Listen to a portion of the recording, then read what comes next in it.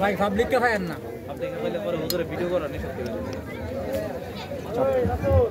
সবাই বলে আলহামদুলিল্লাহ, আরো আওয়াজ দিয়ে বলে আলহামদুলিল্লাহ।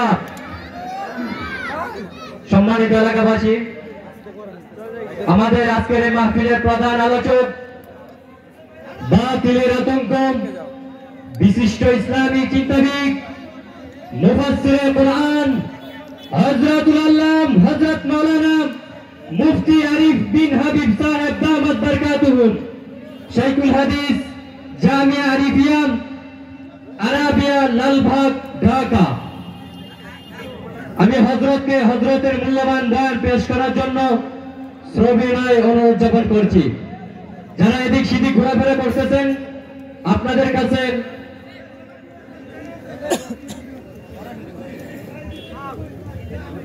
السلام عليكم ورحمة الله وبركاته. الحمد لله كفى وسلام على عباده الذين اصطفى. أما بعد فأعوذ بالله من الشيطان الرجيم. بسم الله الرحمن الرحيم.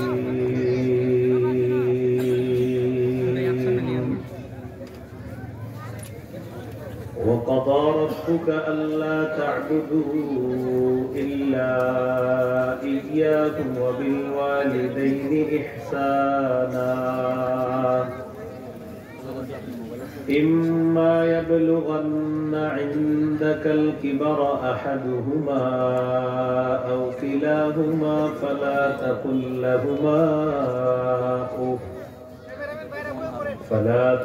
لهما أف ولا تنهرهما وقل لهما قولا كريما.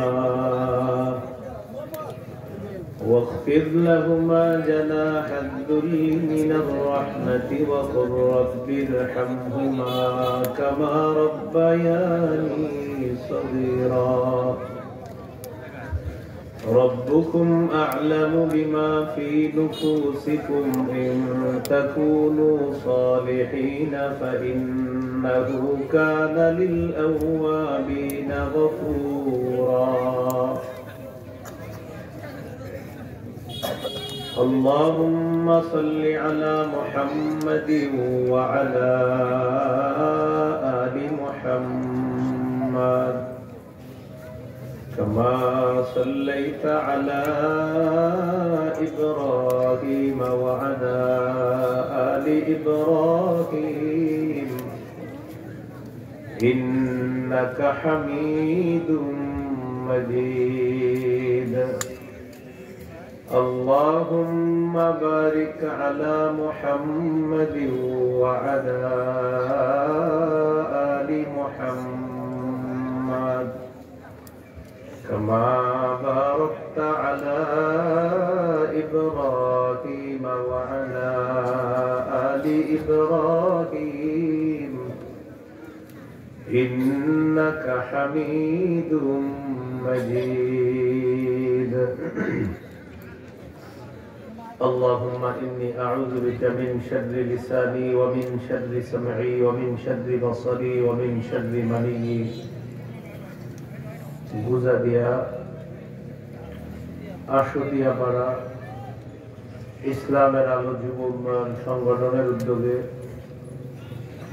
চতুর্থ বার্ষিক তাফসীরুল কোরআন মাহফিলের সভাপতি হযরত মাওলানা আবু বকর সিদ্দিক জিহাদি সাহেব, খতিব গুজাদিয়া বাজার বড় মসজিদ, সহ সভাপতি হাফেজ মাওলানা মুমতাজ উদ্দিন সাহেব, ইমাম আশুলিয়াপাড়া বাইতুল আমান জামে মসজিদ, প্রধান মেহমান মুফতি হাবিবুল্লাহ মাহমুদ কাসিমি দামাত বরকাতুহু, শেখুল হাদিস জামিয়া মাদানিয়া বাড়িধারা ঢাকা। গুরুত্বপূর্ণ কথা বলেছেন মুফতি আয়াতুল্লাহ আতহারি, মাদউদ্দিন ও সিন্ধি, মুফতি খায়ের আহমদ ফারুকি, মুহাদ্দিস জামিয়াতুল আবরার কিশোরগঞ্জ। আমন্ত্রিত হযরত উলামায়ে কেরাম, মুসলমান ভাইরা, আল্লাহ তাআলার দরবারে শুকরিয়া আদায় করছি। আল্লাহ আমাদেরকে এই মাহফিলে উপস্থিত হওয়ার তৌফিক দান করেছেন, বলি আলহামদুলিল্লাহ।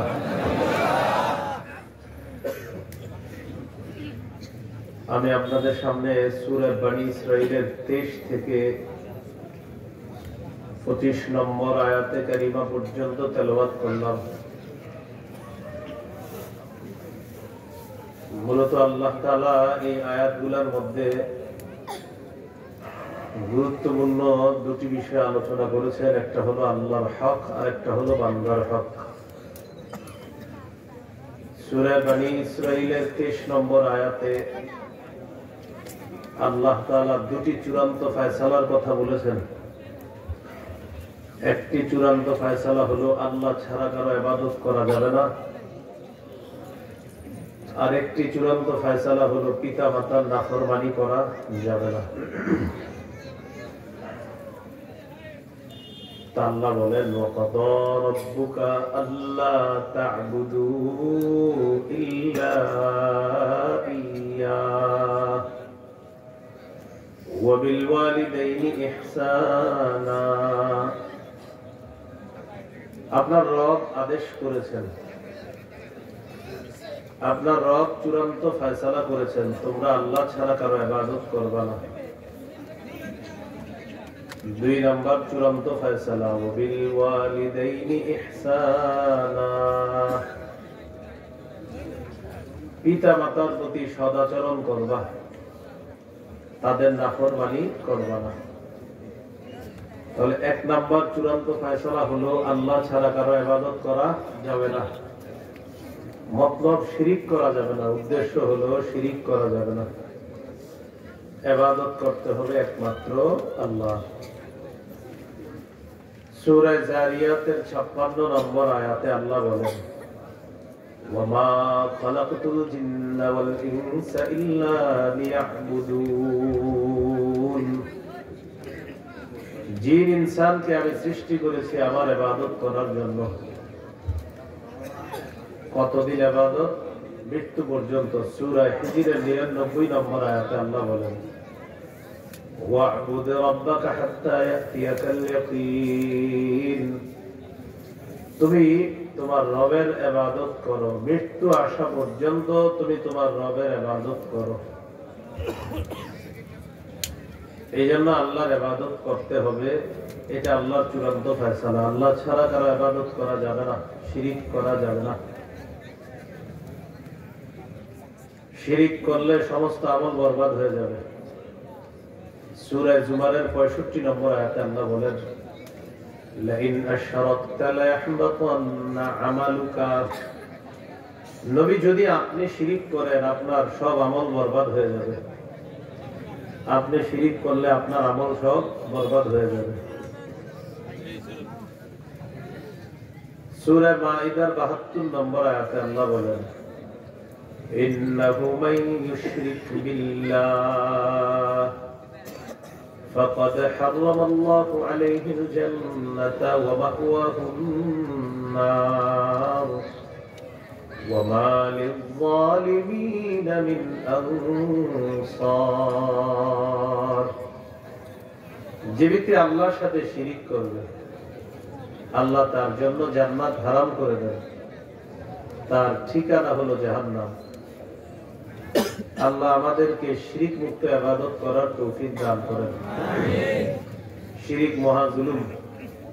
সূরা লোকমানের 13 নম্বর আয়াতে আল্লাহ বলেন, وَإِذْ قَالَ لُقْمَانُ لِابْنِهِ وَهُوَ يَعِظُهُ يَا بُنَيَّ لَا تُشْرِكْ بِاللَّهِ। স্মরণ করুন ওই সময়কে যখন লোকমান তার সন্তানকে বললেন, হে প্রিয় সন্তান, তুমি আল্লাহর সাথে শিরিক করো না, শিরিক মহা জুলুম। সূরা আনআমের 82 নম্বর আয়াতে আল্লাহ বলেন, আল্লাযীনা আমানু ওয়া লাম ইয়ালবিসু ঈমানাহুম বিযুলমিন উলাইকা লাহুমুল আমনু ওয়া হুম মুহতাদুন। যারা ঈমান এনেছে ঈমানকে শিরিকের সাথে সংমিশ্রণ করেনি তাদের জন্য নিরাপত্তা সারা হেদায়েত প্রাপ্ত। শিরিক করা ছাড়া যদি কেউ মৃত্যুবরণ করে, সরিষার দানা পরিমাণ যদি ঈমান থাকে, সে একদিন জান্নাতে যাবে। قال رسول الله صلى الله عليه وسلم يخرج من النار من قال لا إله إلا الله وفي قلبه مثقال حبة من خردل من إيمان কারো অন্তরে যদি সরিষার দানা পরিমাণ ঈমান থাকে আর সে যদি লা ইলাহা ইল্লাল্লাহর বিশ্বাসের উপর মারা যায়, সে জাহান্নাম থেকে একদিন বের হয়ে জান্নাতে প্রবেশ করবে। সহিহ বুখারীর বর্ণনা 1237 নম্বর হাদিস। জিবরিল আমিন রাসূলুল্লাহ সাল্লাল্লাহু আলাইহি সাল্লামের কাছে আসলেন। আসার পর বললেন, বাশশির উম্মাতাকা আন্নাহু মান মাতা মিন উম্মাতিক লা ইউশরিকু বিল্লাহি শাইআ দাখালাল জান্নাহ। নবী, আপনি আপনার উম্মতকে সুসংবাদ জানায় দেন, আপনার উম্মতের কেউ যদি শিরিক না করে মারা যায়, সে একদিন জান্নাতে প্রবেশ করবে। এই জন্য শিরিক ছাড়া ইবাদত করতে হবে, তাহলে আল্লাহকে দেখার আশা করা যায়। আল্লাহকে দেখতে চাই কারা কারা? ইনশাআল্লাহ। আল্লাহকে দেখার জন্য মৌলিক দুইটা শর্ত আল্লাহ দিয়েছেন। সূরা কাহফের 110 নম্বর আয়াতে আল্লাহ বলেন, فمن كان يرجو لقاء ربه فليعمل عملا صالحا ولا يشرك بعبادة ربه أحدا। যে ব্যক্তি তার রবের সাথে সাক্ষাৎ কামনা করে, সে যেন নেক কাজ করে এবং ইবাদতে কাউকে অংশীদার না বানায়। ইবাদতে কাউকে অংশীদার না বানায়। যে কোনো বস্তুর তিনটা অংশ থাকা দরকার। একটা হলো দেহ, আর একটা হলো আত্মা, আর একটা হলো ফলাফল। আমল করি আমরা, এই আমল এটা একটা দেহের মতো। এই আমল নামক দেহের আত্মা হলো বিশুদ্ধ নিয়ত, ইখলাস। এটার ফলাফল হলো ইখলাস ওয়ালা আমলটা ওজনের পাল্লায় ভারী হয়ে যাবে। এই জন্য ইমাম বুখারী রাহমাতুল্লাহ আলাইহি তার কিতাবের শুরু হাদিস আনছেন। قال رسول الله صلى الله عليه وسلم إنما الأعمال بالنيات। রাসূলুল্লাহ সাল্লাল্লাহু আলাইহি সাল্লাম বলেন, আমলের প্রতিদান বিশুদ্ধ নিয়তের সাথে। এই হাদিসের মধ্যে দুটি কথা আছে, একটা হলো আমল আর একটা বিশুদ্ধ নিয়ত। তাহলে আমল হলো দেহ, এই আমল নামক দেহের আত্মা হলো বিশুদ্ধ নিয়ত। তো প্রথম হাদিসের মধ্যে আমল নামক দেহের কথা আছে, আর আমল নামক দেহের আত্মা বিশুদ্ধ নিয়তের কথা আছে। ইমাম বুখারী তার শেষ হাদিসের মধ্যে আছে, সাকিলাতান ফিল মিজান। আমল যদি কম হয়, এটা যদি হালকাও হয়, এটা যদি উচ্চারণে সহজ হয়, যদি ইখলাস ওয়ালা হয়, তাহলে এই ইখলাস ওয়ালা আমল ওজনের পাল্লায় ভারী হয়ে যাবে। এজন্য বুখারীর প্রথম হাদিস আমল এবং ইখলাস, শেষ হাদিস ওজনের পাল্লায় ভারী হওয়া। মানে প্রথম হাদিস হলো আমল সম্পর্কে, আমলের আত্মা সম্পর্কে, শেষ হাদিস হলো আমলের ফলাফল সম্পর্কে। সুবহানাল্লাহ। তাহলে কি শিখলাম? আল্লাহকে যারা সাক্ষাৎ করতে চায়, আল্লাহর সাথে যারা দেখা করতে চাই, নেক আমল করা, আর হলো আপনার ইবাদতের মধ্যে কাউকে শরীক না করা। আল্লাহ কথাগুলো মনে রাখার তৌফিক দান করেন।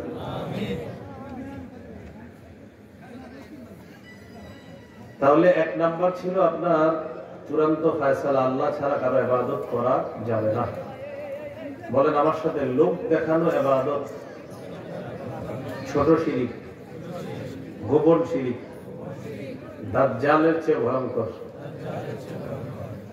লোক দেখানো ইবাদত এটা করা যাবে না। বুলুগুল মারাম হাদিসের কিতাব, এই কিতাবের 440 নম্বর হাদিসের বর্ণনা।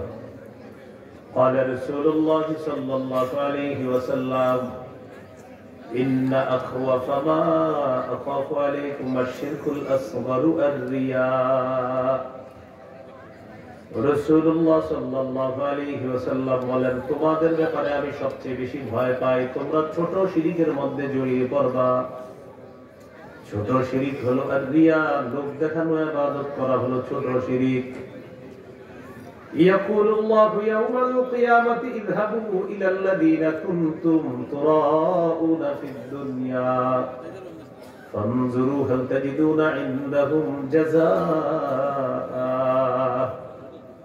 কিয়ামতের ময়দানে লোক দেখানো ইবাদতকারী মানুষগুলোকে আল্লাহ বলবেন যাও তাদেরকে দেখানোর জন্য দুনিয়াতে ইবাদত করতা তাদের কাছে যাও গিয়ে দেখো কোনো প্রতিদান পাও কিনা আমাকে খুশি করার জন্য তো ইবাদত করো নাই যাদেরকে খুশি করার জন্য ইবাদত করেছিল তাদের কাছে গিয়ে আজকে প্রতিদান তালাশ করো বলেন নাউযুবিল্লাহ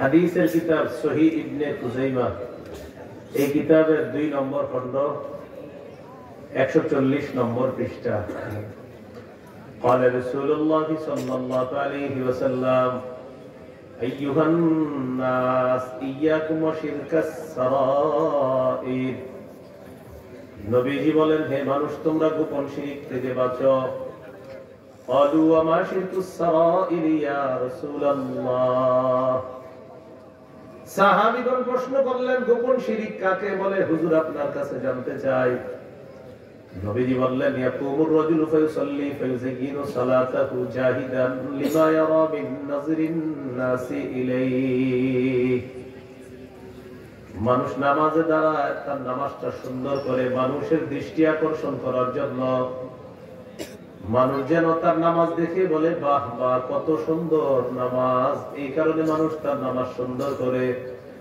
নবীজি বলেন কেউ যদি মানুষকে দেখানোর জন্য তার নামাজ সুন্দর করে ফাযালিকা শিরকুস সারাইর এটাই হলো গোপন শিরক বলি নাউযুবিল্লাহ মানুষকে দেখানোর জন্য ইবাদত করা সুন্দর করা এটা গোপন শিরক সাহাবী প্রশ্ন করলেন ইয়া রাসূলুল্লাহ কেউ যদি আল্লাহকে খুশি করার জন্য ইবাদত সুন্দর করে মানুষ যদি তার এই ইবাদতের প্রশংসা করে হুজুর আপনার কাছে জানতে চাই নবীজি বলেন কেউ যদি আল্লাহকে খুশি করার জন্য ইবাদত করে মানুষ যদি তার ইবাদতের প্রশংসা করে ফিকা আজিলু বুশরাল মুমিন এটা হলো মুমিনের জন্য আল্লাহর পক্ষ থেকে দুনিয়াতে নগদ সুসংবাদ ইবাদত করছেন কার আল্লাহ আপনি সুন্দরভাবে ইবাদত করছেন আল্লাহ মানুষ প্রশংসা করছে তো ইবাদত যদি আল্লাহ করেন মানুষ যদি প্রশংসা করে এটা মুমিনের জন্য দুনিয়াতে নগদ সুসংবাদ দুনিয়াতে মুমিনের জন্য এটা নগদ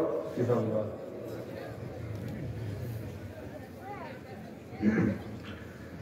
এই জন্য রাসূলুল্লাহ সাল্লাল্লাহু আলাইহি ওয়াসাল্লাম তাদেরকে জানায় দিলেন যে গোপন ইবাদত করা এটা তো ভালো কিন্তু গোপন শিরক যেটা ইবাদতের মধ্যে লোক দেখানো ইবাদত গোপন শিরক এই শিরক থেকে আমরা বেঁচে থাকবো আল্লাহ তৌফিক দান করেন আমিন এবার আমার সাথে একটু বলেন লোক দেখানো ইবাদত দাজ্জালের চেয়ে ভয়ঙ্কর লোক দেখানো ইবাদত কার চেয়ে ভয়ঙ্কর হাদিসের একটা কিতাব আছে নাম সহিহুত তারগীব এই কিতাবের 30 নম্বর হাদিস এই হাদিসের মধ্যে আছে قال رسول الله صلى الله عليه وسلم ألا أخبركم بما هو أخوف عليكم عندي من المسيح الدجال الشرك الخفي নবীজি বলেন আমি কি তোমাদেরকে দাজ্জালের চেয়ে যে বিষয়টা বেশি ভয় পাই এই বিষয় সম্পর্কে বলবো না সাহাবীরা দাজ্জাল সম্পর্কে আলোচনা করতেছে নবী তাদেরকে বললেন আমি কি দাজ্জালের চেয়ে ভয়ঙ্কর বিষয় তোমাদেরকে বলবো না নবীজি বললেন শিরকুল খাফি গোপন শিরক করা তোমাদের ব্যাপারে আমার বেশি ভয় হয় দাজ্জালের ফিতনা এটা যতটা ভয় করি তোমাদের জন্য এর চেয়ে বেশি ভয় করি আমার উম্মত তোমরা গোপন শিরকের মধ্যে জড়িয়ে পড়বা নাউযুবিল্লাহ তাহলে ছোট শিরক গোপন শিরক যেটাই হোক এটাও করব না প্রকাশ্য শিরক নিষেধ গোপন শিরক নিষেধ ছোট শিরক নিষেধ লোক দেখানো ইবাদত নিষেধ আল্লাহ আমাদেরকে হেফাজত করেন। তাহলে বলেন চূড়ান্ত ফয়সালা ইবাদত হবে কার? এটাই সূরা বনী ইসরাঈলের 23 নম্বর আয়াতের প্রথম চূড়ান্ত ফয়সালা। وَقَضَى رَبُّكَ أَلَّا تَعْبُدُوا إِلَّا إِيَّاهُ। আপনার রব চূড়ান্ত ফয়সালা করে দিয়েছেন তোমরা ইবাদত করবা শুধু একমাত্র আল্লাহর। এই হলো প্রথম চূড়ান্ত ফয়সালা। 2 وَبِالْوَالِدَيْنِ إِحْسَانًا। পিতা মাতার প্রতি সদাচরণ করবা, মা বাবার সাথে নাফরমানি করবা না। সহিহ মুসলিমের বর্ণনা 2549 নম্বর হাদিস, 2549। জাআ রাজুলুন ইলা নাবিয়্যিল্লাহি সাল্লাল্লাহু আলাইহি ওয়াসাল্লাম। এক ব্যক্তি আল্লাহর রাসূল সাল্লাল্লাহু আলাইহি সাল্লামের কাছে আসলেন। আসার পর নবীজিকে বললেন, উবাইউকা আলাল হিজরাতি ওয়াল জিহাদ। ইয়া রাসূলুল্লাহ, আমি আপনার কাছে আসলাম জিহাদ এবং হিজরতের ব্যাপারে বায়াত হওয়ার জন্য। আবতাগিল আজরা মিনাল্লাহ, আমি আল্লাহর কাছ থেকে প্রতিদান পাওয়ার আশায় আপনার কাছে আমি হিজরতের বায়াত হতে চাই, জিহাদের বায়াত হতে চাই। রাসূলুল্লাহ সাল্লাল্লাহু আলাইহি ওয়াসাল্লাম এই কথা শোনার পর তাকে বললেন, হাল মিন ওয়ালিদাইকা আহাদুন হাইয়ুন, তোমার মা বাবা দুইজনের কেউ জীবিত আছে কিনা? সাহাবী জবাব দিলেন, বাল কিলাহুমা, হুজুর আমার মা বাবার দুইজনই জীবিত আছে। নবীজি বললেন, ফাহাল তাবতাগিল আজরা মিনাল্লাহ, তুমি যদি আল্লাহর কাছ থেকে পরিপূর্ণ প্রতিদান পেতে চাও, ইরজি ইলা ওয়ালিদাইকা ফাহসিন সুহবাতাহুমা, মা বাবার কাছে ফিরে যাও, তাদের প্রতি সৎ আচরণ করো, আল্লাহর কাছ থেকে পরিপূর্ণ প্রতিদান কামাই করো। সহিহ বুখারী 3004 নম্বর হাদিস। জাআ রাজুলুন ইলা রাসূলিল্লাহি সাল্লাল্লাহু আলাইহি ওয়াসাল্লাম ফাস্তাদানাহু ফিল জিহাদ। এক ব্যক্তি রাসূলুল্লাহ সাল্লাল্লাহু আলাইহি সাল্লামের কাছে আসছে, জিহাদ সম্পর্কে অনুমতি চাইছে। নবীজি তাকে বললেন, আহাইয়ুন ওয়ালিদাক, তোমার মা বাবা দুইজনের জিন্দা আছেন কেউ? সাহাবী বললেন, হুজুর দুইজনই জিন্দা। নবীজি বললেন, ফাফিহিমা ফাজাহিদ, মা বাবার সেবা করার মাধ্যমে জিহাদ করো, মা বাবার সেবাটাই হবে তোমার জন্য জিহাদ। জিহাদের প্রতিদান আল্লাহর কাছ থেকে পেয়ে যাবা। মা বাবা আছে তোমার কাছে আছে, যাও তাদের সেবা করো, এটাই তোমার জন্য জিহাদ। মুসনাদ আহমদ 15538 নম্বর হাদিস। নবীজির একজন সাহাবী নাম জাহিমা, কি নাম বলেন ভাই? কি নাম? জাহিমা, একজন সাহাবীর নাম। রাসূল সাল্লাল্লাহু আলাইহি সাল্লামের কাছে আসছে। আসার পর বলতেছে, আরাদতু আন আগযুয়া ওয়া ক্বাদ জিতুকা আস্তাশিরুকা ইয়া রাসূলুল্লাহ, হুজুর আমি জিহাদের নিয়ত করেছি, আপনার কাছে পরামর্শ করার জন্য আসছি, আমি জিহাদে যাব কিনা। فقال رسول الله صلى الله عليه وسلم هل لك من ام، নবীজি বললেন, তোমার মা আছে? সাহাবী বললেন, জি হুজুর মা আছে। নবীজি সাল্লাল্লাহু আলাইহি ওয়াসাল্লাম বললেন, ইলজামহা ফাইন্নাল জান্নাতা তাহতা রিজলাইহা, যাও মায়ের সেবা করা আবশ্যক করে দাও, মায়ের দুই পায়ের নিচে আল্লাহর জান্নাত। সুবহানাল্লাহ। তাহলে কি শিখলাম? মা বাবার নাফরমানি করা যাবে না, তাদের আনুগত্য করতে হবে। এরপরে আল্লাহ বলেন, ইম্মা ইয়াবলুগান্না ইনদাকাল কিবারা আহাদুহুমা আও কিলাহুমা ফালা তাকুল লাহুমা উফফিন ওয়ালা তানহারহুমা ওয়া কুল লাহুমা কাওলান কারীমা।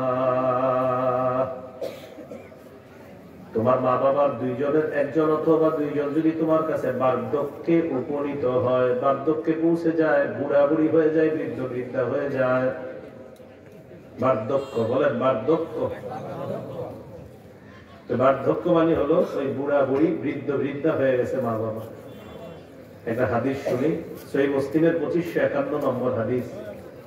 এই হাদিসের মধ্যে আসছে, قال رسول الله صلى الله عليه وسلم রগিমা আনফু সুম্মা রগিমা আনফু সুম্মা রগিমা আনফু। নবীজি বলেন ওই ব্যক্তি হতভাগা, ওই ব্যক্তি হতভাগা, ওই ব্যক্তি হতভাগা, ওই ব্যক্তির নাক ধুলোয় দূষিত হোক, ওই ব্যক্তির নাক ধুলায় দূষিত হোক, ওই ব্যক্তির নাক ধুলায় দূষিত হোক। সাহাবীগণ বললেন, ইয়া রাসূলুল্লাহ, কার নাক ধুলোয় দূষিত হোক? কার জন্য আপনি এই কথাটা বললেন? কে হতভাগা হুজুর? কে হতভাগা জানতে চাই। নবীজি বললেন, মান আদরাকা ইনদাহু আবাওয়াইহি কিবারা ফালাম ইয়াদখুলিল জান্নাহ। কোন ব্যক্তির কাছে যদি তার মা বাবা বৃদ্ধ বৃদ্ধা হয়ে যায়, আর ওই ব্যক্তি যদি এই মা বাবার সেবা করার মাধ্যমে জান্নাতে প্রবেশ করতে না পারে, সে হতভাগা, সে হতভাগা, সে হতভাগা। আপনার আব্বা আম্মা বৃদ্ধ বৃদ্ধা হয়ে গেছে, আপনি তাদের সেবা করার মাধ্যমে যদি জান্নাতে প্রবেশ করতে না পারেন, আপনাকে বলছে নবীজি হতভাগা, হতভাগা, হতভাগা। আল্লাহ আমাদেরকে হেফাজত করেন। তাহলে আমরা এগুলা মা বাবা বৃদ্ধ বৃদ্ধা হলো কিনা আমরা খেয়াল রাখবো। হ্যাঁ, এবার আসেন, মা বাবা বৃদ্ধ বৃদ্ধা যদি হয়ে যায়, তাহলে আপনার মা বাবার সেবা করতে হবে। তো আল্লাহ বলেন, তারা যদি তোমার কাছে বার্ধক্যে বসে কি করবা? এক, فلا تقل لهما أف ولا تنهرهما وقل لهما قولا كريما واخفض لهما جناح الذل من الرحمة وقل رب ارحمهما كما ربياني صغيرا। তোমার মা বাবার দুইজনের একজন অথবা দুইজন যদি বার্ধক্যে পৌঁছে যায়, মা বাবাকে কখনো উফ শব্দটাও বলবো না। বলেন উফ। শীতের রাত, মা বাবা পাশের ঘরে ঘুমায়, প্রচন্ড শীতের রাতে, রাতের বেলা মা বাবার হঠাৎ কাশি উঠছে, আর এই পাশের রুম থেকে আপনি বলতেছেন দূর, বুড়ার যন্ত্রণা, ভাল লাগে না, নাউজুবিল্লাহ বলেন। সাবধান। মা বাবাকে উফ শব্দটা বলবা না। এই উফ শব্দ বলবা না মানে হলো বিরক্তি প্রকাশ করবা না, বিরক্তি সুযোগ কোন শব্দ মুখে আনবা না। তাহলে আজকে থেকে শিখলাম, মা বাবার কোন কথা বা আচরণে আমরা উফ বলবো না, বিরক্তি প্রকাশ করবো না, বিরক্তি সূচক কোন শব্দ মুখে আনবো না। এই হলো ফালা তাকুল্লাহুমা উফফিন। মনে থাকবেন ইনশাআল্লাহ। অনেকে মা বাবার উপর রাগ করে বদ্ধ করে, মা বাবার জন্য হ্যাঁ করে বদ্ধ, মা বাবার জন্য ছেলে ইমাম সাহেবের কাছে বিচার দেয়, হুজুর আজরাইল এত জনকে চিনে, এদের চিনতে পারে না, মানে বাবার নামে বিচার দেয়।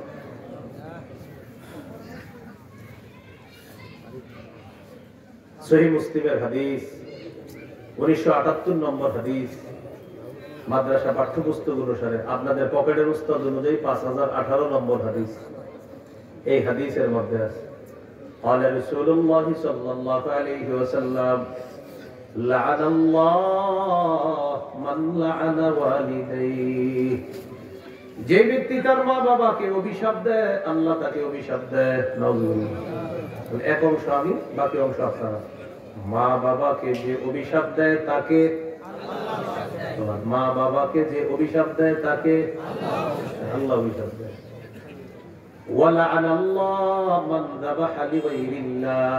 কেউ যদি আল্লাহ ছাড়া অন্যের নামে পশু জবাই করে, তাকে আল্লাহ অভিশাপ দেয়।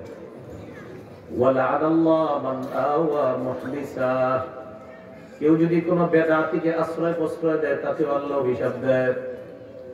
চেয়ারের মধ্যে না কোন বেদাতিকে বসায় দিলেন, আর বেদাতি তার বেদাত সাপ্লাই দিতেছে। বেদাত সামনে বৈশা লক্ষ লক্ষ মানুষ বললেন ঠিক ঠিক, কিন্তু সাপ্লাই দিতেছে বেদাত। কি সাপ্লাই দিতেছে? এই যে বেদাতিকে আশ্রয় করে দিলেন, যারা সুযোগ করে দিলেন বেদাত সাপ্লাই দেওয়ার জন্য, আর মানুষকে নাচানোর জন্য যারা সাপ্লাই করার সুযোগ করলেন, নবীজি বলেন এই বেদাতিকে আশ্রয় দেয় যে, তার উপরও আল্লাহর অভিশাপ। বেদাতিকে যে আশ্রয় দেয় তার উপর কার অভিশাপ? মা বাবাকে যে অভিশাপ দেয় তার উপর কার অভিশাপ? আল্লাহ ছাড়া অন্যের নামে যে পশু জবাই করে তার উপর কার অভিশাপ? ওয়ালা'আনাল্লাহু মান গায়্যারা মানারাল আরদ, যে ব্যক্তি জমিনের নিশানা পরিবর্তন করে তার উপর আল্লাহর অভিশাপ। কিসের নিশানা? এই ছিল খাম্বা, এতটুকুর মালিক আপনি, হঠাৎ খাম্বা এখানে বড় নাকি ভাই আপনার মালিকানা করতে আবার একটু বাকি না, এটা পাওয়ার, এটা মহিলা দিয়ে আল্লাহরও পাওয়ার আছে, অভিশাপ শুরু হয়ে যাবে। কতদিন? যতদিন আসি পাওয়ারে, আবার পাওয়ার শেষ, আবার এখানে চলে আসবে। এরকম করেন না। সহিহ বুখারীর 2453 নম্বর হাদিসে আছে, মান যালামা কিদা শিবরিন মিনাল আরদি তুফিকাহু ইয়াওমাল কিয়ামাতি মিন সাবঈ আরদিনা, কেউ যদি এক বিগত পরিমাণ সম্পদ কামা আত্মসাৎ করে কিয়ামতের মাঠে তার গলায় 7 তমক জমিন ঝুলিয়ে দেওয়া হবে। তো যাই হোক, আসেন মূল আলোচনা আসি। মা বাবাকে যে অভিশাপ দেয় তাকে আল্লাহ, মা বাবাকে যে অভিশাপ দেয় তাকে ফালা তাকুল লাহুমা উফিন, মা বাবাকে কখনো উফ শব্দটা বলবা না, বিরক্তি প্রকাশ করবা না, বিরক্তি সূচক কোন শব্দ মুখে আনবা না। যুবক ভাই মনে মনে রাখেন, কিন্তু মোটরসাইকেল কিনা না দিতে চাইলে রাগ করে না, হুমকি দেয়, লাভ দিয়ে কিন্তু বেড়ে যাবে, এরকম কত কিছু বলে। মোবাইল না এগুলা না দিলে হুমকি দেয়, বাপের মেরে লেবো ধরে লেবো, কি করে না করে আল্লাহ হেফাজত করেন, এগুলা করেন না। তাহলে ফালা তাকুল লাহুমা উফিন, মনে রাখবো, উফ বলবো না, বিরক্তি সূচক শব্দ বলবো না, বিরক্তি প্রকাশ করবো না। 2 নাম্বার, ওয়ালা তানহারহুমা, মা বাবাকে ধমক দিও না। তাদের দোয়া যেমন কবুল হয়ে যায়, তাদের বদদোয়াও কিন্তু কবুল হয়ে যায়। দোয়া কবুল হয়, বদদোয়া কবুল হয়। আবু দাউদের হাদিস 1536 নম্বর হাদিস, قال رسول الله صلى الله عليه وسلم ثلاث دعوات مستجابات لا شك فيهن, 3 ব্যক্তির দোয়া কবুল হওয়ার ব্যাপারে কোনো সন্দেহ নাই। বলেন, কয় ব্যক্তির দোয়া কবুল হওয়ার ব্যাপারে সন্দেহ নাই? 1 নম্বর দাওয়াতুল ওয়ালিদ, মা বাবার দোয়া। এর উদ্দেশ্য হলো মা বাবার দোয়া যেমন কবুল হয়ে যায়, তাদের বদদোয়া কিন্তু কবুল হয়ে যায়। 2 নম্বর দাওয়াতুল মুসাফির, মুসাফিরের দোয়া। 3 নম্বর দাওয়াতুল মাজলুম, মাজলুমের দোয়া কবুল হয়ে যায়। তাহলে মা বাবার দোয়া, মুসাফিরের দোয়া, মাজলুমের দোয়া। আল্লাহ আমাদেরকে বদদোয়া থেকে হেফাজত করেন। তাহলে উফ বলবা না, ধমক দিবা না। 3 নম্বর, ওয়াকুল লাহুমা কাওলান কারীমা, তাদের সাথে ভদ্রভাবে কথা বলবা, নরম সুরে কথা বলবা, সুন্দর আচরণের মাধ্যমে তাদের সাথে কথা বলবা, সম্মানসূচক শব্দ বাক্য দিয়ে তাদের সাথে কথা বলবা। অনেকদিন পরে দেশে আসছেন ঢাকা থেকে, আপনার বৃদ্ধ বাবা, বৃদ্ধা মা, তাদের মন চাই কি জানেন? ছেলের অনেকদিন পরে পাইছি, একটু কথা বলি তার সাথে বসে, পানের বাটাটা নিয়ে বসে আপনার সাথে অনেকক্ষণ কথা বলবে, মানে যেই কথাগুলো আপনি জানেন, এরপরে এগুলো বলবে আপনাদের যে বাবা পুকুরটাই করা দরকার, জমিনটাই করা, মানে আপনি জানেন কিন্তু এগুলো সব, এরপরও বলবে। আপনি কিন্তু চেহারায় কোনো বিরক্তি প্রকাশ আনবেন না, আপনি বলবেন জি আব্বা, জি আম্মা, মানে বুঝাইবেন আপনি খুব গুরুত্ব দিতেছেন তাদেরকে, আসলে দোয়া কামাই করতেছেন, দোয়া কামাই করতেছেন। কেন? ওই যে আপনার আব্বা অনেকদিন পরে পাইছে, তো অনেকদিন পরে আপনার আম্মা পাইছে, একটু কথা বলতেছে, ভালো লাগে আর কি, আর ছেলেটাকে পাই না, তখন আপনাদের সামনে বসায় দেখবেন পান খাবে আর আপনার সাথে কথা বলবে। এরকম মা বাবা কথা বলতে চাইলে একটু বসে বসে সুযোগ দিবেন। যখন থাকবে না তখন নীরবে কান্না করা ছাড়া উপায় থাকবে না, খুব মিস করবেন যে কেন একটু কথা বললাম না।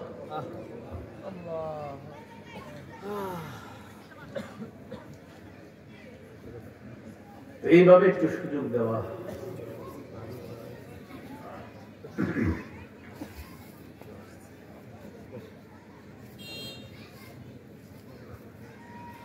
তো 3 নাম্বার, সম্মান সূচক শব্দ বলবা তাদের সাথে।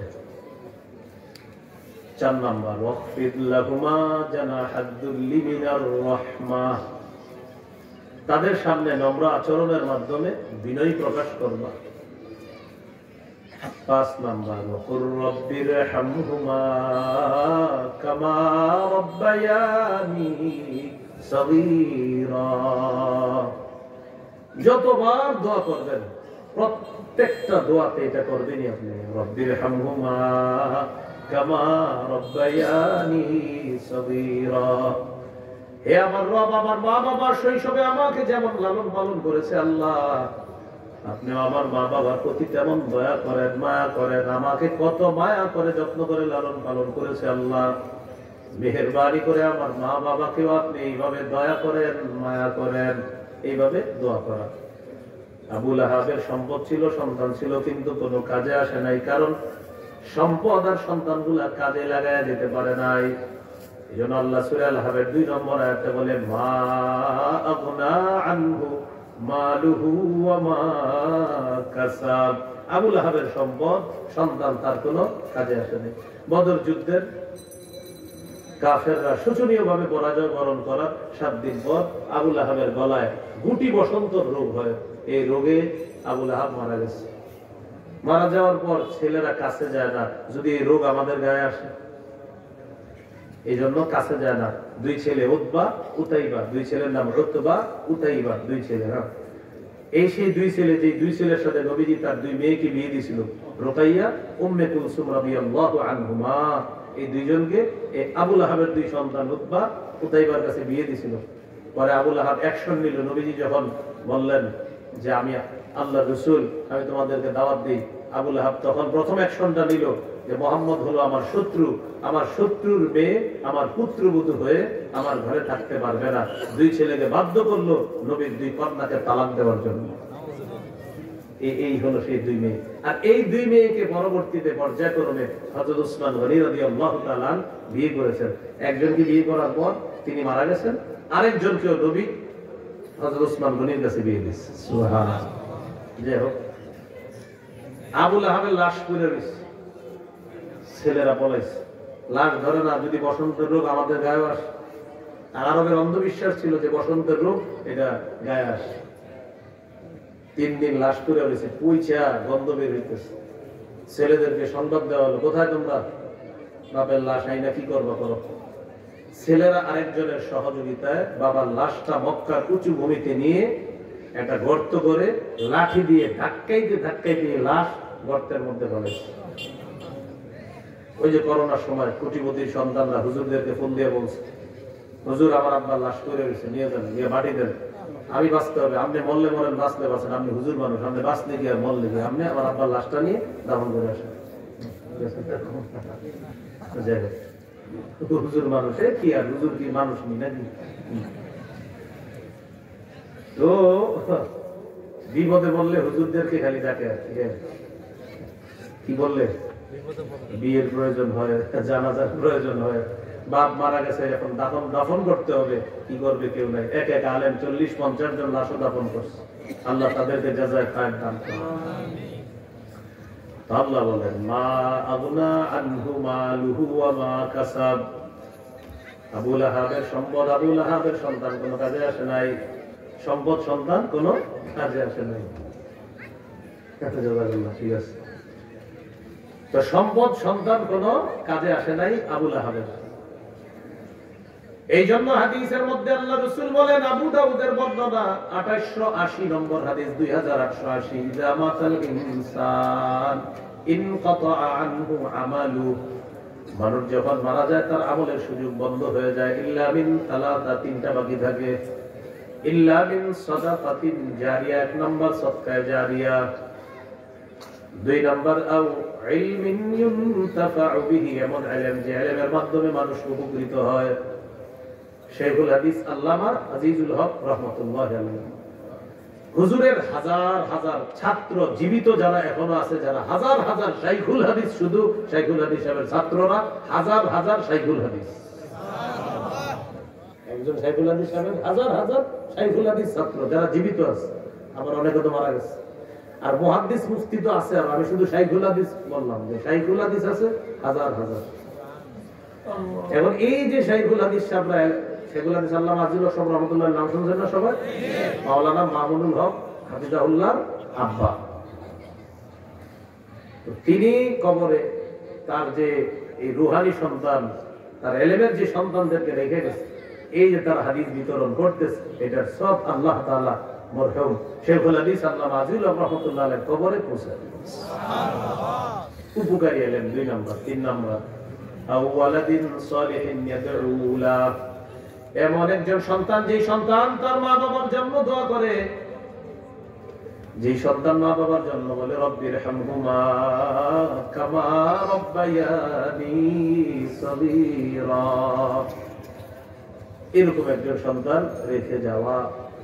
যাদের মা বাবা মৃত আছে তাদের জন্য বেশি বেশি দোয়া করবেন, যতবার দোয়া করবেন ততবার আল্লাহ তাআলা নেককার মা বাবার মর্যাদা বাড়ায় দেয়। মুসনাদ আহমদ 10618 নম্বর হাদিস। قال رسول الله صلى الله عليه وسلم ان الله لا يرفع الدرجه للعبد الصالح في الجنه, আল্লাহ তাআলা নেককার বান্দার মর্যাদা জান্নাতের মধ্যে বাড়িয়ে দেয়, নেককার বান্দার মর্যাদা জান্নাতে বাড়ায় দেয়। তো নেককার বান্দা আল্লাহকে জিজ্ঞাসা করে, আল্লাহ আপনি যে আমার মর্যাদা বাড়াইলেন কেন? আল্লাহ তাআলা উত্তর দিয়ে দিবেন বিইস্তিগফারি ওয়ালাদিকা লাকা, তোমার সন্তান তোমার জন্য ইস্তিগফার পাঠ করছে, তোমার সন্তান যতবার তোমার জন্য ইস্তিগফার পাঠ করেছে আমি আল্লাহ ততবার তোমার মর্যাদা বাড়ায় দিলাম। মানে কত পরিমাণ মৃত মা বাবার জন্য দোয়া করা দরকার চিন্তা করেন। যতবার দোয়া করবেন ততবার মর্যাদা। আজকে একবার দোয়া করবেন একবার মর্যাদা বাড়বে, 100 বার দোয়া করবেন 100 বার আল্লাহ মর্যাদা বাড়াবেন। সুবহানাল্লাহ। তাহলে দোয়া মিস করবেন না, প্রতিটা দোয়ায় মা বাবার জন্য দোয়া করবেন। জীবিত মা বাবা, মৃত মা বাবা দোয়া করবেন। মৃত মা বাবার পক্ষ থেকে সদকা করবেন। আপনার 10 টাকা সদকা করার সামর্থ্য আছে, 5 টাকা নিয়োগ করবেন, আল্লাহ 5 টাকা আমার পক্ষ থেকে আর 5 টাকা আমার মৃত মা বাবার পক্ষ থেকে বা আমার মৃত মায়ের পক্ষ থেকে বা আমার মৃত বাবার পক্ষ থেকে, যিনি মৃত আছে আপনি তার পক্ষ থেকে নিয়োগ করবেন। কবুল হবে কিনা তাদের পক্ষ থেকে? দলিল কি বলে দেখি, সহিহ বুখারী 1388 নম্বর হাদিস। এক সাহাবী রাসূল সাল্লাল্লাহু আলাইহি সাল্লামের কাছে আসলেন, আসার পর বললেন ইন্না উম্মি উকতুতিলাত নাফসুহা ইয়া রাসূলুল্লাহ আযুন্নুহা লাউ তাকাল্লামাত লা তাসাদ্দাকাত আল্লাহা মিন আজরিন ইন তাসাদ্দাকতু আনহা। হুজুর আমার আম্মা হঠাৎ মারা গেছে, আমার বিশ্বাস আম্মা যদি কথা বলতে পারতেন আম্মা সদকা করতেন। ইয়া রাসূলুল্লাহ আমি যদি আমার মায়ের পক্ষ থেকে সদকা করি আল্লাহ তাআলা তাকে প্রতিদান দিবে কিনা? নবীজি বললেন অবশ্যই, তুমি সদকা করলে তোমার মাকে আল্লাহ পুরস্কার দিবে। সুবহানাল্লাহ। তাহলে মৃত মা বাবার পক্ষ থেকে সদকা করা। বলেন বাবার সাথে দিনের বেলা রাস্তায় হাঁটলে আমি পিছনে থাকবো, বাবা সামনে থাকবে। রাতে বাবার সাথে পথ চলার সময় আমি সামনে থাকবো, বাবা পিছনে থাকবে, যেন রাতের অন্ধকারে কোনো বিপদ যদি আসে আমি যেন আগে মোকাবেলা করি, আমার বাবা যেন নিরাপদ থাকে। কি বুঝে আসছিনি? বলেন এটা শিষ্টাচার, এটা ভদ্রতা, এটা আদব। এটা কি সেম ঘটনা উস্তাদের সাথেও করবেন। ওমর ইবনে যায়েদ রাহমাতুল্লাহি আলাইহি জিজ্ঞাসা করা হলো কাইফা বিররু ইবনিকা বিকা, আপনার সন্তান আপনার সাথে কেমন আচরণ করে জানতে চাই। ওমর ইবনে যায়েদ রাহমাতুল্লাহি আলাইহি জবাব দিলেন মা মাশাইতু নাহারান ইল্লা ওয়া হুয়া খালফি, আমি দিনের বেলা যখন রাস্তায় হাঁটি আমার ছেলে আমার পিছনে থাকে। ওয়ালা মাশাইতু লাইলান ইল্লা মাশা আমামি, আর যখন আমি রাতের বেলা পথ চলি তখন আমার সেফটি হিসাবে আমাকে নিরাপত্তা দেওয়ার জন্য আমার ছেলেটা আমার সামনে হাঁটে। সুবহানাল্লাহ। দিনে পিছনে আর রাতে ও আমার সামনে হাঁটে। এরপরে কি বলে দেখেন ওয়ালা রাকিয়া সাকফান ওয়া আনা তাহতাহু, আমি নিচে থাকলে আমার ছেলেটা কখনো ছাদে ওঠে না। ছাদে উঠলে গুনাহ হবে না, কিন্তু কি বলতেছে দেখেন, আমি বাবা তো, আমি নিচে থাকলে ও ছাদেও ওঠে না, আব্বা নিচে, আমি কিভাবে ছাদে উঠি? এইজন্য আবু হুরায়রা রাদিয়াল্লাহু তাআলা আনহু বলেন দুনিয়ার সমস্ত সন্তানরা মনে রাখবা লা তুসাম্মিহি বিইসমিহি, বাবার নাম ধরে কখনো ডাকবা না। ওয়ালা তামশি আমামা, বাবার সামনে কখনো চলবা না। ওয়ালা তাজলিস ক্বাবলা, মজলিসের মধ্যে বাবার সামনে বসবা না, বাবা বসবে সামনে তুমি বসবা পিছনে। ভদ্রতা আদব শিক্ষা দেওয়া হলো। আল্লাহ আমাদেরকে কথাগুলা মনে রাখার তৌফিক দান করেন। গুরুত্বপূর্ণ কথা চলে আসছে এখন আমরা, সেটা হলো মা বাবা যদি আপনাকে নাফরমানির কথা বলে তখন কি করবেন? আমার সাথে বলেন, তাহলে সারা জীবন মনে থাকবে। বলেন মা বাবা যদি গুনাহের আদেশ করে, নাফরমানির আদেশ করে, তাহলে ভদ্রতার সাথে এই আদেশ প্রত্যাখ্যান করতে হবে। বলেন তো, উগ্রতার সাথে না ভদ্রতার সাথে? হ্যাঁ, এটা মনে রাখতে হবে, এই বাংলাটা মনে রাখেন, ভদ্রতার সাথে। দলিল সূরা লুকমান 15 নম্বর আয়াতে আল্লাহ বলেন, وَإِنْ جَاهَدَاكَ عَلَىٰ أَن تُشْرِكَ بِي مَا لَيْسَ لَكَ بِهِ عِلْمٌ فَلَا تُطِعْهُمَا। তোমার মা বাবা যদি তোমাকে বাধ্য করে আমি আল্লাহর সাথে শিরিক করার জন্য এমন ব্যাপারে, যে ব্যাপারে তোমার কোনো জ্ঞান নাই, ফালা তুতিহুমা, মা বাবার এই কথাটা তুমি মানবা না। উগ্রতার সাথে, হ্যাঁ, ভদ্রতার সাথে। মা বাবা যদি তোমাকে শিরিক করতে বলে, তাহলে মা বাবার এই কথাটা তুমি মানবা না, ভদ্রতার সাথে। ওয়াসাহিবহুমা ফিদ দুনিয়া মা'রুফা, যতদিন দুনিয়াতে থাকবা তাদের সাথে সদ্ভাব বজায় রাখবা। মা বাবা আপনাকে নাফরমানির কথা বলছে, বলার পর আপনি বললেন আব্বা আমি এটা পারবো না, আপনার মা বাবা বলছে তুই আমাদের ঘর থেকে বের হয়ে যা, আর আসবি না। আপনি ভদ্রতার সাথে বললেন জি ইনশাআল্লাহ আমি আসবো না, তবে আমি আল্লাহ নাফরমানি করতে পারবো না। ঢাকা চলে গেছে। চলে যাওয়ার পরে আপনার আব্বা আম্মাকে ফোন করবেন, যদি তারা ফোন রিসিভ না করে, আত্মীয় স্বজন যারা আছে তাদেরকে দিয়ে খোঁজ খবর নিবেন, আব্বা খাইছে নি, আম্মা খাইছে কিনা খোঁজ খবর নিতে হবে। চাল ডাল ঘরের মধ্যে আছে কিনা খোঁজ খবর নিতে হবে। প্রতিবেশীদেরকে দিয়ে খোঁজ খবর নিবেন, আব্বা তো আমার উপর রাগ করে আমার ফোন রিসিভ করতেছে না, একটু খোঁজ নিয়ে দেখেন তো আমাদের ঘরে চাল ডাল আছে কিনা। যদি না থাকে, আপনি সন্তান হিসাবে তাদের অন্ন বস্ত্র খাদ্য ইত্যাদি স্বাস্থ্য এই খোঁজ খবর সন্তান হিসাবে আপনার রাখতে হবে।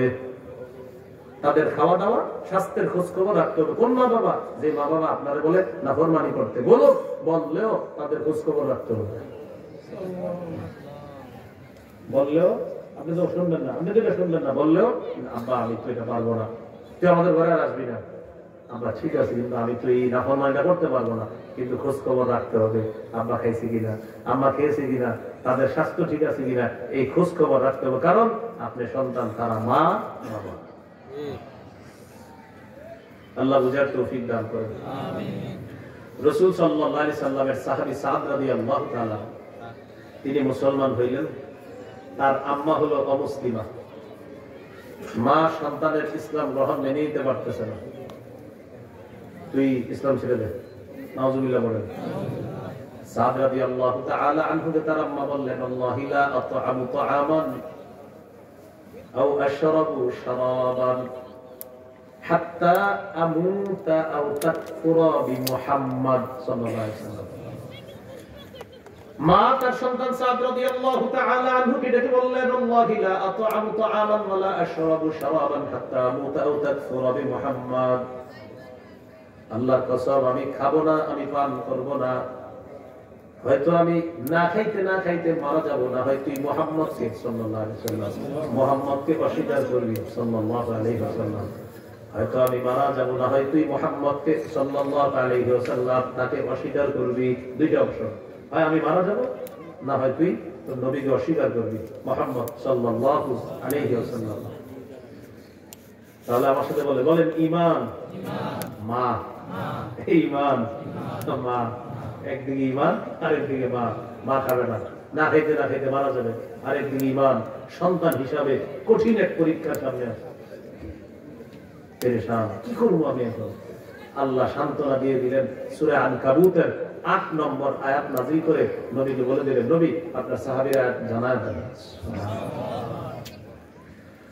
وَإِنْ جَاهَدَاكَ عَلَىٰ أَن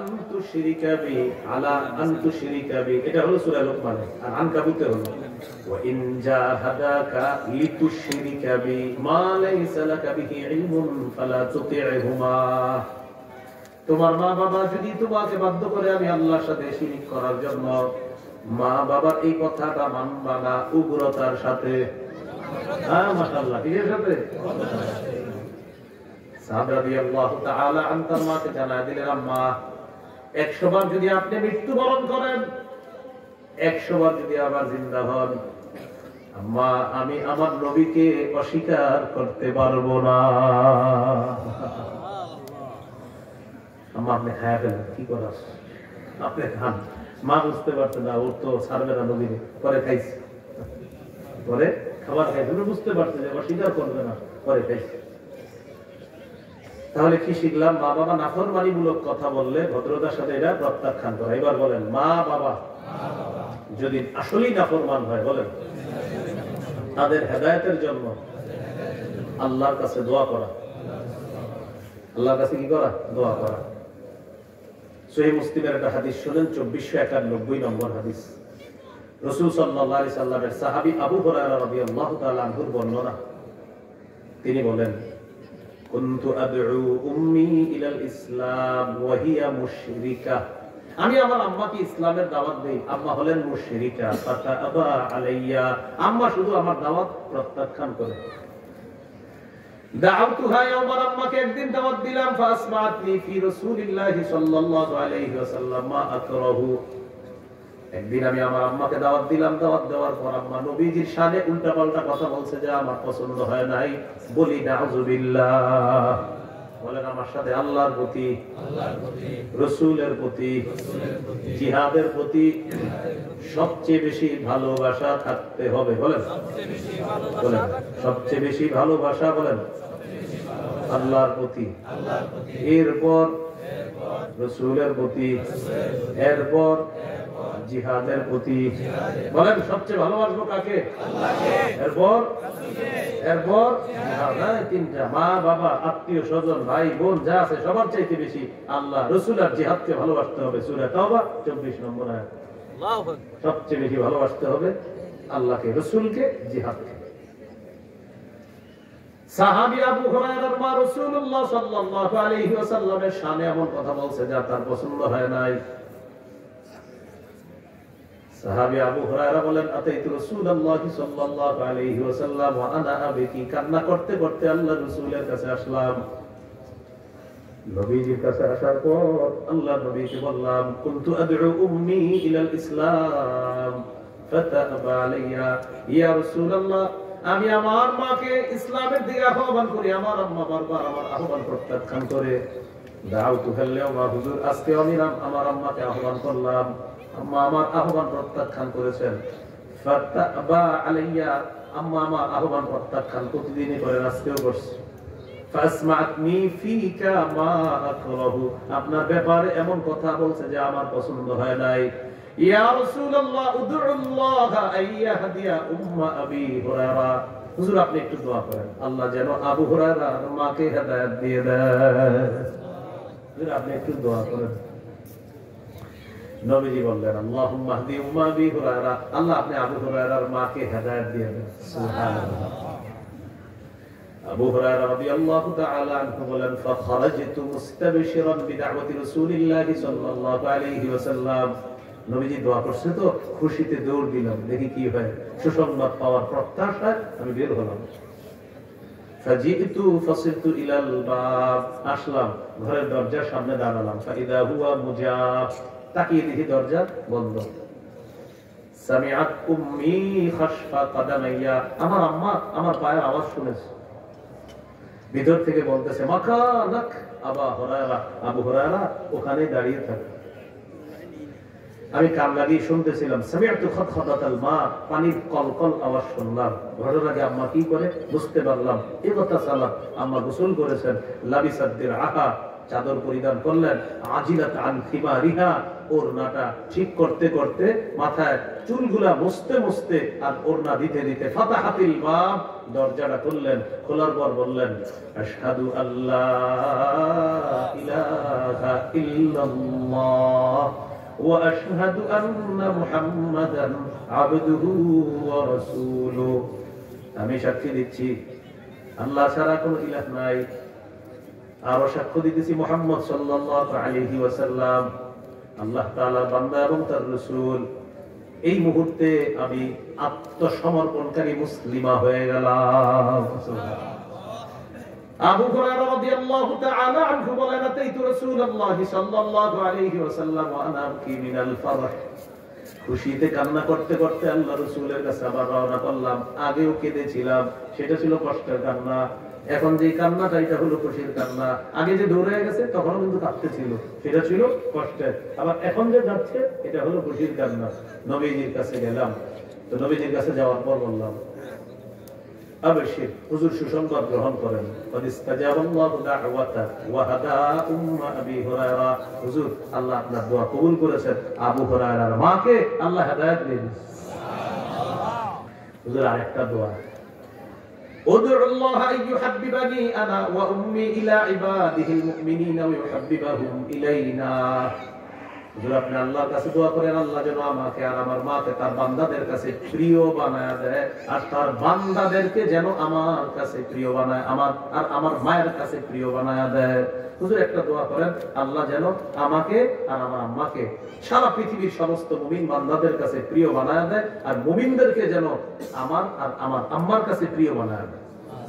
সাথে সাথে বললেন, আল্লাহুম্মা হাব্বিব উবাইদাকা হাদা وأمه إلى عبادك المؤمنين وحببهم إليهم। আল্লাহ আপনি আপনার এই ছোট বান্দা এবং তার মাকে আপনার মুমিন বান্দাদের কাছে প্রিয় বানায় দেন, আর মুমিনদেরকে তাদের কাছে প্রিয় বানায় দেন। আবু হুরায়রা রাদিয়াল্লাহু তাআলা আনহু বলেন, এই দোয়া করার পর এই পৃথিবীতে যত মানুষ জন্মগ্রহণ করছে, যত মুমিন দুনিয়াতে আসছে আর আমাকে দেখছে বা আমার কথা শুনছে, এই পৃথিবীতে যত মানুষ আমাকে দেখছে বা আমার কথা শুনছে, সমস্ত মুমিনরাই আমাকে মহব্বত করেছে। এই যে দোয়া করছে, এজন্য হাদিসের কিতাব খুললেই আবু হুরায়রা আন আবি হুরায়রা, তার পড়তেই ভালো লাগে আপনার। 3 বছর রাসূল সাল্লাল্লাহু আলাইহি সাল্লামের শিষ্যত্ব গ্রহণ করেছে। ছাত্র ছিলেন কয় বছর? 3 বছর। 5000-এর বেশি হাদিস আল্লাহ তার মাধ্যমে আমাদের কাছে পৌঁছে দিয়েছে। সুবহানাল্লাহ। কয় হাজারের বেশি? শুরুর দিকে কিন্তু প্রচুর মেধাবী ছিলেন না তিনি। মসজিদে একদিন বসে রয়েছে, সহিহ বুখারী 119 নম্বর হাদিস, রাসূল সাল্লাল্লাহু আলাইহি সাল্লাম আসার পর আবু হুরায়রা রাদিয়াল্লাহু তাআলা আনহু বললেন, সামিআতু মিনকা হাদিসান কাসীরান ফাআনসা, হুজুর আপনার কাছ থেকে অনেক হাদিস শুনি কিন্তু ভুলে যাই আমি। ভুলে যাও? জি। নবীজি বললেন, উবসুত রিদা, চাদরটা বিছায়া দাও তোমার। হ্যাঁ, পরে আমি আমার চাদরটা বিছায়া দিলাম। বিছায়া দেওয়ার পর ফাওয়ারাফা বিয়াদাই, নবীজি 2 হাত দিয়ে এইভাবে কি যেন ঢাললেন। আল্লাহু আকবার। আল্লাহ জানে, আসলে তো দিয়ে দিছি কিছু নাকি, এইভাবে ঢাললেন। তো বললেন কি চাদরটা পেঁচাও, পেঁচেছ। এবার নিজের সাথে মিলাও। তো আবু হুরায়রা রাদিয়াল্লাহু তাআলা বলেন, ফাযামামতুহু, বুখারী মাশাআল্লাহ যাদের সম্পৃক্ততা আছে, উলামা হযরত আছেন, দেখবেন বুখারীর বাইনা সত্রাইনে ছোট্ট করে লেখা আছে, ইলা সাদরি, আমি চাদরটা আমার বুকের সাথে মিলাই নেব। আবু হুরায়রা রাদিয়াল্লাহু তাআলা আনহু বলেন, ওই চাদর আমার বুকের সাথে মিলানোর পর ফামা নাসিতু শাইআন বা'দা, যা শুনি আর কখনো ভুলি না। আল্লাহু আকবার। এগুলো না মেধার রহস্য। যাই হোক, মূল আলোচনা চলে আসি। কি শিখলাম? নাফরমান মা বাবার জন্য কি করতে হবে? দোয়া। বলেন কি করতে হবে? দোয়া করতে হবে। আল্লাহ তৌফিক দান করেন। এই হলো 24 নম্বর আয়াত। তাহলে 23, 24 দুই আয়াতে দুটি বিষয় শিখলাম। একটা হলো আল্লাহ চূড়ান্ত ফয়সালা, ইবাদত শুধু কার করব? আল্লাহ। আরেকটা চূড়ান্ত ফয়সালা, পিতা মাতার আনুগত্য করতে হবে। আরেকটা গুরুত্বপূর্ণ কথা বলেন, মা বাবাকে গালি খাওয়াবো না। আমি যদি অন্যকে গালি দেই, অন্যের মা বাবাকে গালি দেই, সে আমার মা বাবাকে গালি দিবে। সুতরাং আমি কাউকে গালি দেওয়া মানে আমার মা বাবাকে গালি খাওয়ানো। সহিহ বুখারী, এটা বুখারীর হাদিস, 5973 নম্বর হাদিস আছে। রাসূলুল্লাহ সাল্লাল্লাহু আলাইহি সাল্লাম বলেন, মানুষ তার মা বাবাকে অভিশাপ দেয়। সাহাবীরা বললেন, কাইফা আনুল রাজুলু আবা, হুজুর মানুষ আবার তার মা বাবাকে কিভাবে অভিশাপ দেয়? ফাকাল রাসূলুল্লাহ সাল্লাল্লাহু আলাইহি সাল্লাম, ইয়াসুব্বুর রাজুল আবার রাজুল, ইয়াসুব্বুর রাজুল আবার রাজুল। এক ব্যক্তি আরেকজনের বাবারে গালি দেয়, ফায়াসুব্বু উম্মাহু ফায়াসুব্বু আবাহু ওয়া উম্মা। দেখেন, ইয়াসুব্বুর রাজুল আবার রাজুল, ফায়াসুব্বু আবা ওয়া উম্মা। এক ব্যক্তি আরেকজনের বাবাকে গালি দেয়, তিনি পাল্টা তার মা বাবাকে গালি দেয়। নবী বলেন, কেমন যেন তুমি গালি খাওয়াইলে।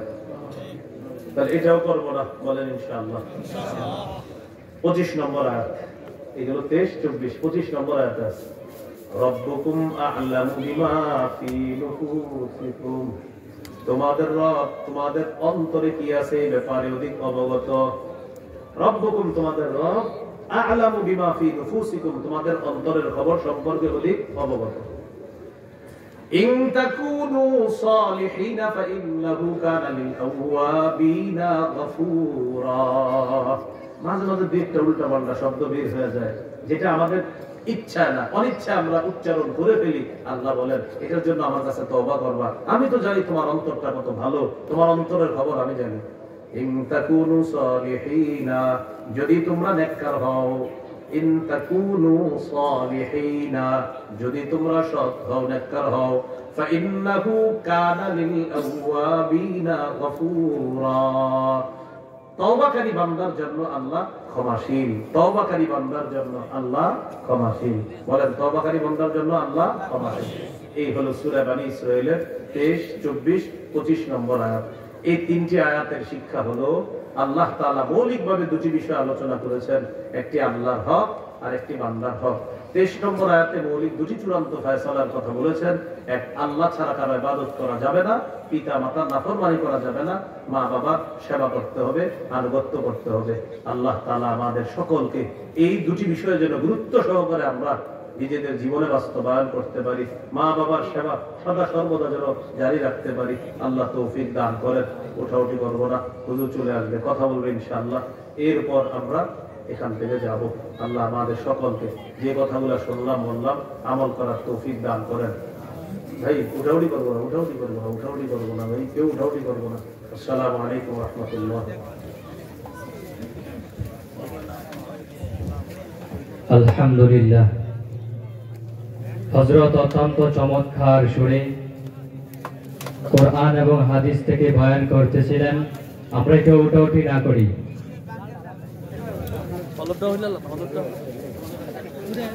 আল্লাহ তাআলা হযরতকে দীর্ঘ নেক হায়াত দান করুক, সকলে বলেন আমিন।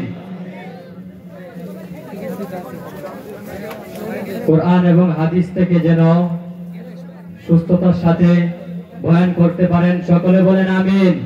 আল্লাহ তাআলা হযরতকে দীর্ঘ নেক হায়াত দান করুক, সকলে বলেন আমিন। আমাদের আজকের এই মাহফিলের প্রধান মেহমান সারা বাংলাদেশের আলোড়ন সৃষ্টিকারী বক্তা, বাতিলের আতঙ্ক, বিশিষ্ট ইসলামিক চিন্তাবিদ, মুফাসসিরে কোরআন হযরতুল আল্লাম হযরত মাওলানা মুফতি হাবিবুল্লাহ মাহমুদ কাসেমি সাহেব দামাত বারকাতুহুম। হযরত রাস্তায় আছেন। হযরতের পূর্বে আপনাদের এলাকার কৃতি সন্তান বয়ান পেশ করবেন হযরতুল আল্লাম হযরত মাওলানা মুফতি আয়াতুল্লাহ আতারি সাহেব মাধবদী নরসিংদী। হযরতুল আল্লাম হযরত মাওলানা মুফতি আয়াতুল্লাহ আতারি সাহেব মাধবদী নরসিংদী। হযরতের পূর্বে একটি নাত পরিবেশন করুন।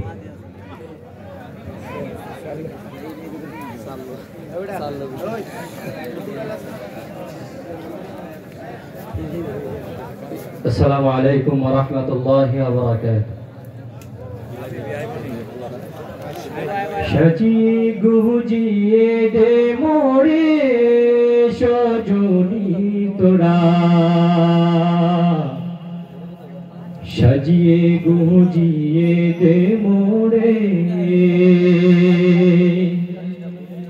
সাজিয়ে গুজিয়ে দে মোরে সজনী তোরা, সাজিয়ে গুজিয়ে দে মোরে। বড়ই পাতা গরম জলে শুয়াইয়া মশারির তোলে, বড়ই পাতা গরম জলে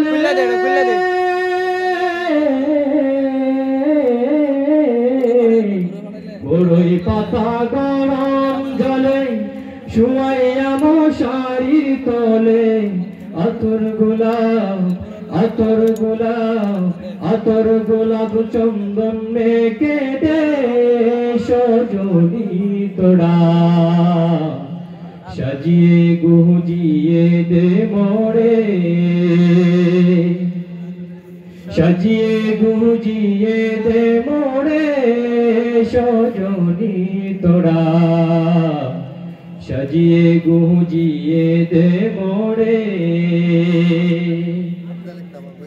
এত রঙিন এত কাপড় কিছুই ভালো লাগে না মোর এত রঙিন এত কাপড়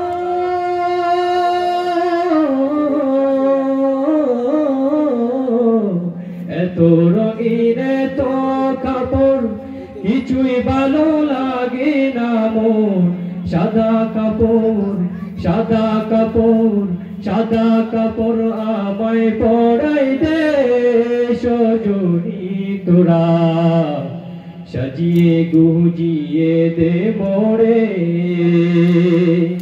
সাজিয়ে গুজিয়ে দে মোরে সজনী তোরা সাজিয়ে গুজিয়ে দে মোরে বড়ই পাতা গরম জলে শুয়াইয়া মশারি তলে বড়ই পাতা গরম জলে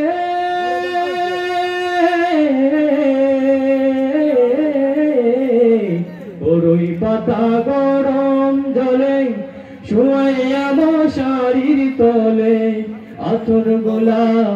আতর গোলাপ চন্দন মেখে দে সজনী তোরা সাজিয়ে গুজিয়ে দে মোরে সাজিয়ে গুজিয়ে দে মোরে সজনী তোরা সাজিয়ে গুজিয়ে দে মোরে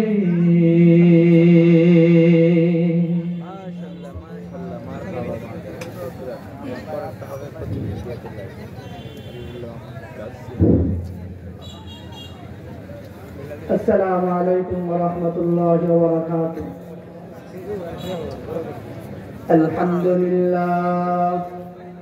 الحمد لله نحمده ونستعينه ونستغفره ونؤمن به ونتوكل عليه ونعوذ بالله من شرور أنفسنا ومن سيئات أعمالنا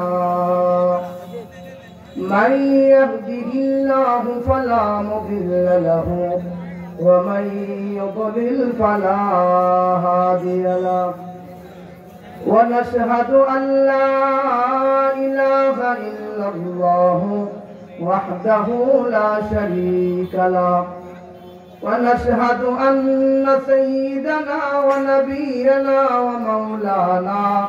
ومولانا وأولانا محمدا عبده ورسوله صلى الله تعالى عليه وعلى آله وأصحابه وبارك وسلم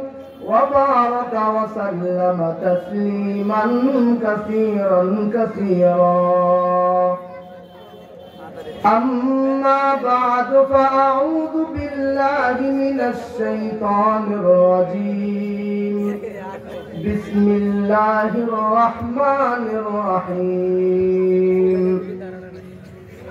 وعباد الرحمن الذين يمشون على الأرض هونا وإذا خاطبهم الجاهلون قالوا سلاما والذين يبيتون لربهم سجدا وقياما والذين يقولون ربنا اصرف عنا عذاب جهنم إن عذابها كان غراما والذين إذا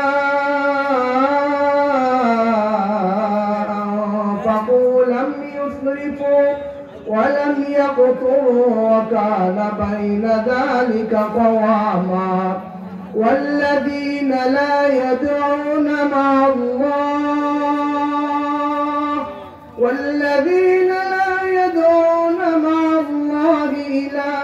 آخر ولا يقتلون النفس التي حرم الله إلا بالحق ولا يزنون ومن يفعل ذلك يلقى أثاما يضاعف له العذاب يوم القيامة ويخلد فيه مهانا إلا من تاب وآمن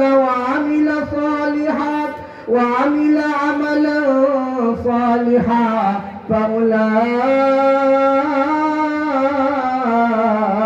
يبدل الله سيئاتهم حسنات وكان الله غفورا رحيما صدق الله العظيم বুঝাদিয়া আসুটিয়াপাড়া ইসলামের আলো যুব উন্নয়ন সংগঠনের উদ্যোগে আজকের এই বার্ষিক ইসলামী মহাসম্মেলনের শ্রদ্ধেয় সভাপতি উস্তাদুল মুকাররম পীর কামেল আলহাজ হযরত মাওলানা আবু বকর সিদ্দিক জিহাদি সাহেব দামাত বারাকাতুহুম সহ সভাপতি হিসাবে উপস্থিত আছেন উস্তাদুল্লাহ মুরব্বী হাফেজ মুমতাজউদ্দিন সাহেব দামাত বারাকাতুহুম হযরত উলামায়ে কেরাম আমার সামনে উপবিষ্ট এলাকার মুরব্বিয়ান নিজাম যুবক ভাইয়েরা পর্দার আড়াল থেকে শুনছেন আমার শ্রদ্ধেয় মা ও বোনেরা আপনারা সকলে ভালো আছেন তো আমি আপনাদের এলাকারই সন্তান আসলে আপনাদের সামনে বসে আলোচনা করতে নিজের কাছে ইতস্তত হয় এলাকার প্রত্যেকটা প্রোগ্রামে এলাকাবাসী অনেক মহব্বত করে আমাকে রাখেন সামনে আপনারা মুরব্বীরা বসে আছেন নিজের কাছে অনেক সময় লজ্জা লাগে বাবারা চাচারা দাদা নানা সবাই আমার মুরব্বী যারা আমার সামনে আমার উপরে বসা দরকার ছিল এই জন্য লজ্জাও লাগে তথাপিও যেহেতু একটা সিস্টেম দোয়া করে আল্লাহ তাআলা আপনাদের এই বসাকে কবুল করো সকলে বলেন আমিন আজকের এই মাহফিলকে আল্লাহ তাআলা কবুল করো বলনেওয়ালা শুননেওয়ালা সকলকেই সবার জন্য আজকের এই মাহফিলকে আল্লাহ তাআলা পরকালে যেন নাজাতের উসিলা বানায় দেয় জোরে বলেন আমিন আমার পরেই অল্প সময় আলোচনা করব আজকের মাহফিলের প্রধান মেহমান সারা বাংলাদেশের আলোড়ন সৃষ্টিকারী বক্তা বিশিষ্ট ইসলামী চিন্তাবিদ আল্লামা মুফতি হাবিবুল্লাহ মাহমুদ কাসিমি দামাত বারাকাতুহুম অল্পক্ষণের মাঝে ইনশাআল্লাহ আপনাদের সামনে উপস্থিত হবেন শেষ পর্যন্ত সকলে থাকবেন ইনশাআল্লাহ আমাকে বলা হয়েছে কিছু আমলি বিষয় আলোচনা করতে সেই হিসাবে আমি সূরাতুল ফুরকানের 63 নম্বর আয়াতে কারিমা থেকে কয়েকটি আয়াতে কারিমা তিলাওয়াত করেছি আমার তিলাওয়াতকৃত আয়াতে আল্লাহ তাআলা আল্লাহর প্রকৃত প্রিয় বান্দাদের পরিচয় আল্লাহ তাআলা তুলে ধরেছেন কারা আল্লাহ তাআলা প্রিয় বান্দা আল্লাহ তাআলার প্রিয় বান্দাদের 13টা গুণ আল্লাহ তাআলা উল্লেখ করেছেন এই 13 গুণে যারা গুণী হবে তারাই আল্লাহ তাআলার শ্রেষ্ঠ বান্দা ইবাদুর রহমান দয়াময় রহমানের বান্দা তারা আমরা সকলে আল্লাহ তাআলা প্রিয় বান্দা হতে প্রস্তুত আছি ইনশাআল্লাহ দুনিয়াতে আল্লাহ তাআলা সৃষ্টি করেছেন অল্প সময়ের জন্য এখানে আপনি আমাকে আল্লাহ তাআলা সামান্য হায়াত দিয়ে পাঠিয়েছেন নেক আমল করার জন্য কারা নেক আমল করে এরপরে নির্ধারিত সময় আবার আপনি আমার আসল বাড়ি পরকালে জান্নাতে চলে যেতে হবে ঠিক কিনা বলেন এইজন্য আল্লাহ তাআলার প্রিয় বান্দাদের পরিচয় আল্লাহ তাআলা এই সূরায় তুলে ধরেছেন আল্লাহ বলেন ওয়া ইবাদুর রহমানিল্লাযীনা ইয়ামশুনা আলাল আরদি হাওনা ওয়া ইযা খাতাবাহুমুল জাহিলুনা ক্বালু সালামা আল্লাহ বলেন ইবাদুর রহমান দয়াময় রহমানের বান্দা তারা কারা সামনে আল্লাহ পাক 13টা গুণ উল্লেখ করেছেন এই 13 গুণে যে গুণী হবে তারাই রহমানের বান্দা বলেন কার বান্দা রহমানের বান্দা আল্লাহ তাআলা এখানে তার সবচেয়ে প্রিয় নাম রহমান রহমানের দিকে সম্বন্ধ করে বলতেছেন ইবাদুর রহমান তারা আমি রহমানের বান্দা বলেন না সুবহানাল্লাহ মুফাসসিরিনে কেরাম বলেন যে আল্লাহ তাআলা যদি এই বান্দাদেরকে অন্য কোন পুরস্কার নাও দেয় শুধুমাত্র আল্লাহ তাআলা নামের সাথে সম্বন্ধ করে যে আল্লাহ বলেছেন ইবাদুর রহমান তারা আমি রহমানের বান্দা এটাই তাদের জন্য যথেষ্ট ঠিক কিনা বলেন প্রধানমন্ত্রী, বর্তমান দেশের যে প্রধান উপদেষ্টা, উনি যদি কাউকে কোন গণমাধ্যমে এসে বলেন যে সে আমার বিশেষ পার্সন, আমার বিশেষ ব্যক্তি, সে আমার খুব কাছের মানুষ, তাহলে তার অবস্থাটা কি হবে বলেন? সে খুশি খেতে বাহ বাহ হয়ে যাবে। আপনার আমরাও দেখে বলবো সর্বনাশ, দেখছো নি আমাদের গ্রামের কারো নাম নিল যে আমাদের গ্রামের অমুক সাহেব, সে তো ডক্টর ইউনূসের খুব কাছের মানুষ, সে তার বিশেষ পার্সন। তাহলে আমরা কি করবো? কত খুশিতে, দেখছো নি এর বাইকর কত ভালা, ঠিক কিনা বলেন? তো আল্লাহ তাআলা বলতেছেন ইবাদুর রহমান, যে তারা রহমানের বান্দা। মুফাসসিরিনা কেরাম লেখেন যে আল্লাহ যদি অন্য কোনো পুরস্কার নাও দেয়, শুধু যে আল্লাহর নামের দিকে সম্বন্ধ করে আল্লাহ বলেছেন ইবাদুর রহমান, তারা আমি রহমানের বান্দা, এই পুরস্কারটাই তাদের জন্য যথেষ্ট। বলেন না সুবহানাল্লাহ। আল্লাহ তাআলা এই 13টা গুণ উল্লেখ করার পরে তাদের পুরস্কার আল্লাহ তাআলা আলোচনা করছেন। পুরস্কারটা আগে শোনা দরকার, ঠিক কিনা বলেন? কারণ কোন কর্মের পুরস্কার যখন জানা যায় তখন ওই কাজটা করতে মানুষের আগ্রহ বাড়ে, ঠিক কিনা বলেন? আপনাদেরকে যদি এখন বলা হয় যে ওই মসজিদের পাশে যে একটা পুকুর আছে, এই পুকুরে কারা কারা পারবেন 10টা ডুব দিতেন, একটা পুরস্কার দেওয়া হবে। তো জিজ্ঞেস করবেন পুরস্কারটা কি? যে প্রতি ডুবে 2 টাকা। প্রতি ডুবে কত বলেন? 2 টাকা। আপনারা বলবেন 2 টাকাতে ডুব দিব তো দূরের কথা, মুখের কুলিও তো নিব না, ঠিক কিনা বলেন? ঠিক কিনা? যে 2 টাকাতে ডুব দিব তো দূরের কথা, এত ঠান্ডার মাঝে মুখে কুলিও তো নিব না ঠান্ডা পানি, ঠিক কিনা বলেন? যদি বলা হয় এই আজকে এই যুবকরা যারা মাহফিলে আয়োজন করেছে, যুবকরা যদি বলে যে এত ঠান্ডার মাঝে যারা 10টি ডুব দিতে পারবে প্রতি ডুবে 1 লক্ষ করে টাকা দেওয়া হবে, তাহলে শ্রোতা একজনে পাওয়া যাবে না। আমিও চিন্তা করবো যে আজকে ওয়াজ করার দরকার নাই, 10টা ডুব যদি দিতে পারি তাহলে 10 লাখ পরের দিনে একটা গাড়ি কিনা সম্ভব, ঠিক কিনা বলেন? যে আজকে ওয়াজ নাই পড়লাম, ঠিক কিনা? তাহলে পুরস্কার জানা থাকলে কাজের প্রতি কি হয়? আগ্রহ হয়। তা আগে আমরা পুরস্কারটা কি হবে? ইবাদুর রহমান, প্রিয় বান্দা, আল্লাহ তাআলার প্রিয় বান্দা যারা 13টা গুণে গুণী যারা হবে তাদের পুরস্কারটা কি হবে আগে বলবো ইনশাআল্লাহ। শুনবো তো ইনশাআল্লাহ। আল্লাহ বলেন উলাইকা ইউজাউনাল গুরফাতা বিমা সাবারু ওয়া ইউলাক্কাউনা ফিহা তাহিয়াতাও ওয়া সালামা। দূরে থেকে কথা বলে না, এই সাউন্ডটা ঠিক করেন, দূরে থেকে কথা বলে না। তো আল্লাহ তাআলা বলেন উলাইকা ইউজাউনাল গুরফাতা বিমা সাবারু ওয়া ইউলাক্কাউনা ফিহা তাহিয়াতাও ওয়া সালামা। আল্লাহ বলেন রহমানের বান্দা যারা হবে, 13 গুণে যে গুণী হবে তাদেরকে উপরতলার কক্ষ, তাদেরকে পুরস্কার হিসাবে দেওয়া হবে। বলে উপরতলার কক্ষটা কি? খালিদিনা ফিহা উলাইকা ইউজাউনাল গুরফাতা বিমা সাবারু ওয়া ইউলাক্কাউনা ফিহা তাহিয়াতাও ওয়া সালামা।